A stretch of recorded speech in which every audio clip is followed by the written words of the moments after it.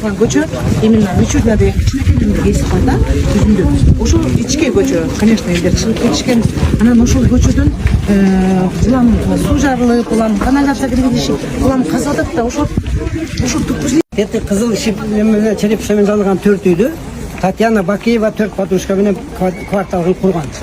Ага чейин бул жерде мээнетти жоюп, шаардын зелен козуна кошуп жиберген. Ферага көчүрүп койгон. Бул жерди бүт тазалап туруп тошоп коюшту. Андан кийин тазалагандан кийин бул жерде садиги бар болчу, гараждар бар болчу, бүт кабинет Благострой райондук ушул жер болчу. Мен муну азыр 28 жыл жашап атам. Бул жерден лоток өтчү экен.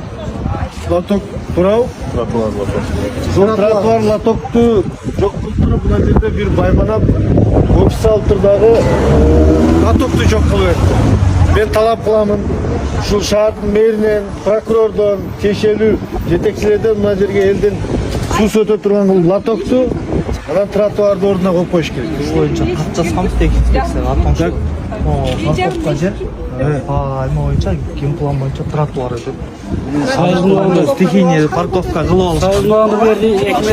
Бул жердин участковый бирок жетекчисин чакырып жүрмүш. Сиз кирбесеңиз чыкпайт башка эч. Бул жерде биз ушул проектсин изилеп эткенбиз. Изилеп чыксак бул жерде генплан боюнча тротуар көрсөтүлгөн экен. Тротуарга азыр Анан тияктагы тротуарга чыгайын десек, аяк тегинтип суу каптаган сайын үйлөр өздөрүнчө бетондоп тосуп койду да.